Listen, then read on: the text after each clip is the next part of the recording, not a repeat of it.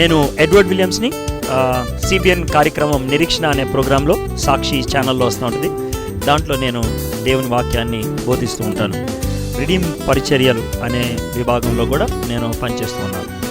సత్యం సార్వత్రికమైంది కాబట్టి అది ఒక దేశానికో ఒక ప్రాంతానికో పరిమితం అవ్వకూడదు. యేసుక్రీస్తు నేనే సత్యం అని చెప్పాడు. యేసుక్రీస్తు సత్యమని లోకమంతటికి బోధించడానికి మనకున్నటువంటి ప్రతి అవకాశాన్ని వినియోగించుకోవాలి.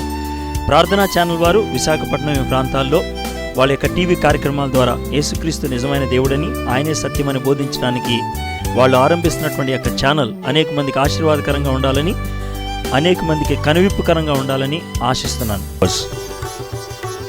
యేసుక్రీస్తు నామంలో మీకు అందరికీ శుభములు.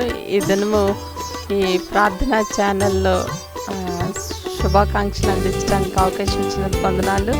ఈ యొక్క ఛానల్ దేవుని మహిమార్థమై విశాఖపట్నం అంతేకాదు అన్ని చోట్ల కూడా దేవుని యొక్క వాక్యాన్ని కాంప్రమైజ్ కాకుండా ప్రకటించబడాలని ఆశిస్తూ థ్యాంక్స్ చెప్పుకుంటున్నాను.